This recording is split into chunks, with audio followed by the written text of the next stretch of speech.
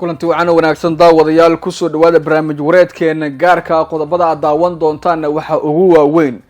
ciidanka Soomaaliland oo tijaabiyay hub culus oo degdega oo ay la soo wareegeen dhawaan dowlatus ciidan oo ay ka sameeyeen duleedka Ceeri Gaabo firriyo oo wajahaya caqabadii ugu weyneed cabsi dagaal iyo talaabooyin ciidan hubkan goobaha lagu tijaabiyay iyo macluumaadka laga helay ayaan muuqaalkan kugu soo koobi doonaa daqiiqadaha soo aadan balse barnaamij wareedkeena inta aan faahfaahintiisa guda gelin waxaan ka dalbanayaa in muuqaalkan aad noo share gareyso like saarto sidoo kalena fikirkaaga qaybta hoose commentiga ama aragtida aad noogu reebto waxaadna sidoo kale rukumataa barteena Race TV si aad uga hesho wararka macluumaadka iyo barnaamij wareedyada xasaasiga ah aynu soo gelino sidoo kale nagu soo biir oo qayb ka noqo saaxiibada nagu xiran waxaadna furtaa gambaleelka digniinta si macluumaadka ay ku soo gaaraan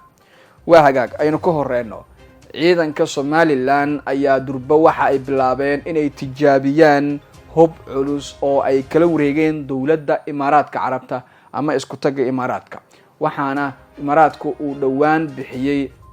hub iyo saanad ciidan oo xoogan oo ay Soomaaliland markaas ku taageereen dhaqdhaqaaq ciidan oo maalmihii la soo dhaafay la dareemayay ayaana durba soo ifbaxay waxaana ciidamada Soomaaliland ay bilaabeen qorshaha iyo qaadista talaabooyin ciidan oo degdeg ah oo ay ku doonayaan in xilligani ay ugu dhaqaaqaan goobaha dagaalka qaarkood waxa socda dhaqdhaqaaqyadii ugu dambeeyay ee ciidamada Soomaaliland ay ku doonayaan inay ku gaaraan goobo aad uga fog goobaha dagaalka oo hadda ay ku sugan yihiin saldhigii ciidanka SSC qaatumo ay ku lahaayeen duleedka Ceeri Gaabo waxa lagu tijaabiyay hub culus halkaasi oo ay la bartilmaamsadeen ciidamada Soomaaliland waxa gubanaya qayb ka mid ah goobihii saldhiga oo ahaa ciidanka SSC qaatumo oo la sheegay in lagu bartilmaameysaday oo lala beegsaday hub culus oo dhawaan Soomaaliland ay soo iibsatay waana dhaqdhaqaaqii ugu dambeeyay ee ciidan ee durba laga dareemo goobaha dagaalka qaarkood kadib markii talaabooyinkani ay Soomaaliland u qaadeen laba arrimood oo dadajiday inay ciidamadu weeraraan goobahaasi waxay hore u duqeeyeen duleedka Laas Caano goobo ku yaala halkaas oo ay la bartilmaameysadeen sida warbixinadeena horena ay kula wadaagnay waxa SSC qaatumo xilligani ay wajahayeen caqabado waaweyn oo ay u muuqato in xilligani ay yihiin kuwii ugu cuslaa ee ay wajahaan waana dhowrkii maalin ee la soo dhaafay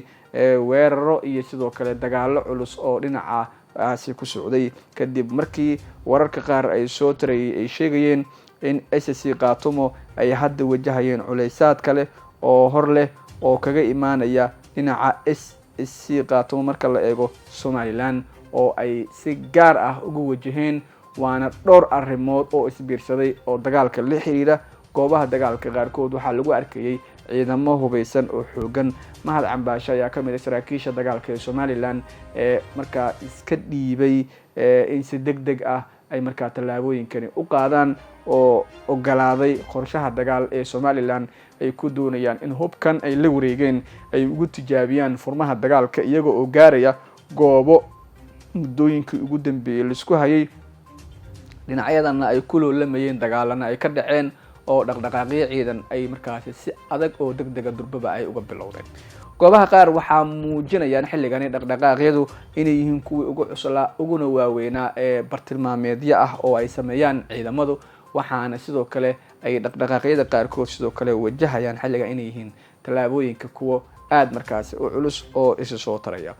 dhowr arrimood ayaa isbiirsaday waana kuwa keenay ama soo dadajiyay xilligani in la qaado qorshahan dagaal oo SSC qaatumo sidoo kale ay markaasi muujiyeen ama ay u arkaanba inay yihiin kuwii ugu waaweynaa ee dhinacaasi iyo talaabooyinkaasi loo qaado qorshahan ayaana sidoo kale ah kuwa isu soo taraya oo ay markaa xilligani u qaadayaan dhaqdhaqaaqyadan ciidan laba arrimood oo ah in hubkan la tijaabiyay ee culus tijaabada ugu dambaysa la marsiiyo waana hubkii ugu waaweynaa ee dhawaanahan ee lagu wareejiyo Soomaaliland waxaana ay kala wareegeen dawladda isku taga Imaaraadka Carabta oo hubkani dhawaan ku wareejisay Soomaaliland waxaana ay keentay in xilligani ay Soomaaliland madaafiicdan tijaabiyaan iyaga oo waliba ku garaacaya goobaha qaarkood waxaana gurmad xoogan ay u direen oo degdeg ah goobihii dagaalka oo ciidamadani iyo hubkooda ayaa gaaray meelaha qaarkood goobaha ay gaareen ciidamadani waxaa ka mid ahaa saldhigii guumeys ee ciidanka SSC qaatumo ay ku lahaayeen ama ay ku sugnaayeen waxaa gaaray ciidamo kale oo horle oo ka tirsan kuwa Soomaaliland oo Ciro uu u diray in ay markaasi goobahaasi gaaraan kadib markii taliyaha ciidanka Somaliland uu amar culus bixiyay amarkaasi oo ah in la tijaabiyo madaafiicda durba ay la wareegeen ciidanka dhaqdhaqaaqyo ciidan laga bilaabo goobaha qaarkood. Tallaabooyinkani ayaana muujinaya hadda inay yihiin kuwii ugu waaweynaa ee la qaado tan iyo markii dhinacyadani ay isqabteen. Qorshaha dagaal ee hadda soo ifbaxay ayaana sidoo kale muujinaya inuu yahay kii ugu weynaa, waana goobaha dagaalka iyo dhaqdhaqaaqa ciidanka ay markaasi sameynayaan oo isu soo taraya. Labada arrin ee ugu waaweyn ee xilligan soo dadajisay qorshahan ayaana ah in ay ciidamada SSC Khaatumo xilligan ay qaadeen tallaabooyinkii ugu dambeeyay ee degdega oo ay ugu difaacayaan goobahan ay isku hayaan ciidanka Somaliland. Dhaqdhaqaaqyada qaarkood ayaa sidoo kale muujinaya xilligan inay yihiin kuwii ugu waaweynaa ee dhinaca iyo Somaliland ay qaadaan, oo taliyihii ciidanka ayaa bixiyay amarka culus ee lagu weerarayay saldhigga ay Laascaanood duleedkeeda ku leeyihiin ciidanka Somaliland. Sidoo kale duleedka Cerigabo goobtii ay ku lahaayeen ee dagaalka ayaa weeraro in la qaado loo qorsheeyay oo markaasi la go'aamiyay in tijaabooyin ciidan oo degdeg la qaado, kuwa oo lagu doonayo in loogu galo gudaha magaalooyinkaasi qaar oo dhaqdhaqaaqyo ciidan durba laga dareemayo. Sidoo kale waxaa wararku ay sheegayaan in ciidamadu ay gaari karaan goobo kale oo hor leh. Ciidankii Imaaraadka ee markaasi la keenay Somaliland ayaana tijaabooyinkii ugu horeeyay ee sameeyay. Somaliland waxay tijaabiyeen hub culus oo dhawaan ay la wareegeen, waana mid ka keenay in xilligani ay socdaan tallaabooyin iyo dhaqdhaqaaq ciidan oo hor leh oo ay qaadayaan ciidamadani, waana kuwo hadda soo dadajinaya qorshahan dagaalka iyo dhaqdhaqaaqa ciidamadu ay sameynayaan, iyada oo weliba loogu talagalay in tallaabooyinkani loo qaado arrimahan degdega ah ee xilligani ka dhigan inay yihiin kuwii ugu dambeeyay ee sidoo kale qorshaha markaasi la xiriiran dagaalkan ay yihiin kuwo aad markaa isku soo taraya. Xildhibaano iyo xubno kale oo ka tirsan golaha wakiilada Somaliland ayaa waxa ay kaga hadleen arrimahani dhaqdhaqaaqyada socda, iyaga oo sheegay in Qatar ay ku sugan yihiin xilligani qaar ka mid ah goobihii SSC Khaatumo ay ku sugnaayeen, oo markaa la doonayo in la samata bixiyo dadka oo laga hortago qorshahan halista ah oo ciidamadani ay ku doonayaan in markaasi ay kusii joogaan goobaha qaarkood. Hubkan iyo tijaabadan xilligan la sameeyay ayaana ah kuwii ugu dambeeyay ee dhaqdhaqaaq ciidan ee si gaar ah loogu wajaho xaaladaha dagaalka iyo qorshayaasha halista ah ee dhinaca SSC Khaatumo markan ku wajahan. Walow dhaqdhaqaaqyada qaarkood ay yihiin kuwii ugu waaweynaa, haddana waxaa soo taraya in golaha wakiilada iyo golaha sidoo kale guurtida ee Somalilandba ay bixin karaan amaro culus iyo qorshayaal ay ku sheegayaan in lagu difaaco goobaha ay markaasi hadda ciidamadu joogaan, looguna sii faafo goobaha kale ee dagaalka si loo gaaro gunta dagaalka iyo qorshaha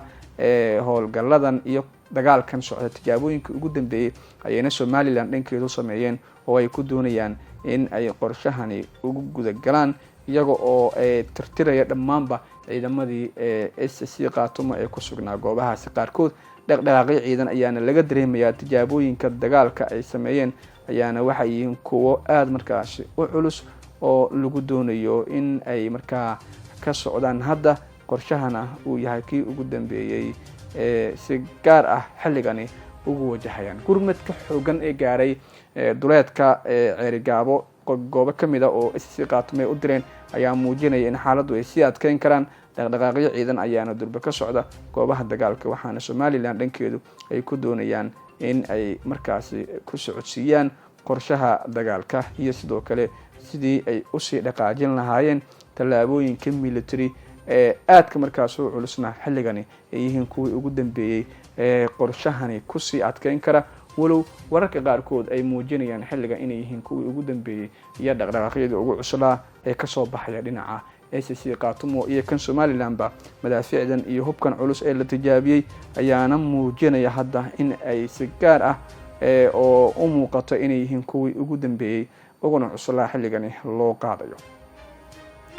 Waxaa shirkadaha iyo sidoo kale goobaha kale ka howlgalayay goobahaasi qaar ay xilligani muujinayaan baqdin culus, iyada oo isgaarsiinta deegaanada qaarkood lasoo warinaya hadda inay go-an tahay kadib markii ay saameeyeen duqeymahan ay diyaaradaha dagaalka iyo madaafiicda culus barsameeyeen, laguna bartilmaameysaday goobaha qaar waxa ay muujinayaan in ay markaasi aad uga sii darayso. qorshaha ayaana midkii ugu cuslaa iyada oo weliba ciidanka SSC Khaatumo hadda ay wajahayaan caqabado hor leh kadib markii ay ka war heleen tallaabooyin aysan filaynin oo ay markaa ku arkeen xilligani dhaqdhaqaaqyadani iyada oo weliba ay socdaan xilligan tallaabooyin military oo ay dhinacaasi ay markaa Somaliland ay wadaan. waxa ay ciidamadu qaadeen dhowr arrimood oo dagaal iyo qorshayaal culus oo ay ku doonayeen in goobahaasi ay istaraatiijiga ay ku gaaraan iyaga oo aan filaynin ay ciidamada Somaliland soo qaadeen weeraro lama filaan ahaa oo si degdeg oo adag weliba ay ku qaadeen. waana mid keentay in xilligani si degdeg oo culus oo muujinaysa xaaladda khatarta ee ka soo cusboonaatay deegaanadaasi qaarkood in ay qaadeen ciidamada Somaliland dhankoodu. waana kuwa tijaabada ay ugu muujiyeen in ay markaasi ku gaaraan goobaha dagaalka istaraatiijigana xilligan u qorshayaasha culus arrimaha markaasi howlgaladani la xiriirana ay yihiin kuwii ugu waaweynaa sida gaarka markaasi loo wajaho dhaqdhaqaaqyo iyo tallaabooyin military ayaana laga soo warinayaa goobaha qaarkood in markaasi ay ka sameeyeen ciidamadii SSC Khaatumo. kuwa militariga ee Somaliland dhankoodu waxay qaadeen qorshayaashaasi kuwa lamid oo dagaal oo tijaabooyinkii hubkan culusna ay kamid ahaayeen oo ay muddooyinkii lasoo dhaafayba si adag ay markaasi qayb uga ahaayeen qorshayaasha iyo dhaqdhaqaaqa ciidamadu ay sameynayaan. waana kuwa hadda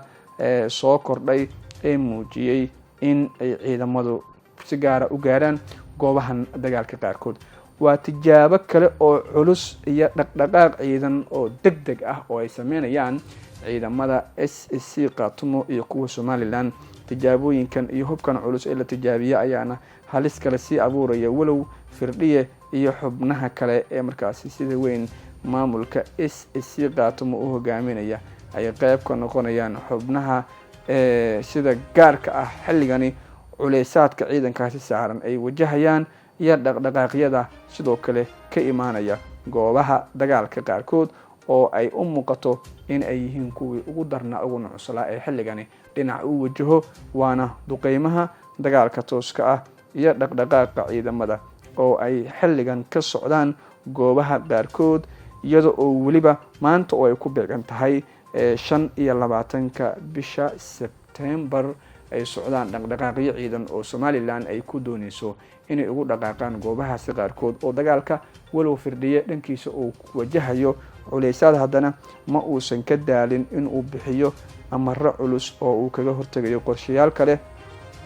oo dagaal iyo dhaqdhaqaaqyo kale oo ciidan walow dhinacyada qaarkoodna ay sidoo kale muujinayaan hadda tallaabooyinkani inay u qaadeen laba arrimood oo degdeg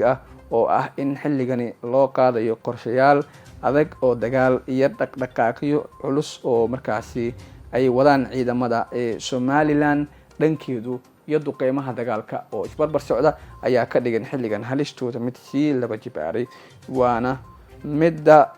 markaasi xilligani uga socdaan dhaqdhaqaaqyada iyada oo ay markaasi hadda si gaar u qaadeen tallaabooyinkani ciidanka Somaliland. tijaabooyinka hubka culus iyo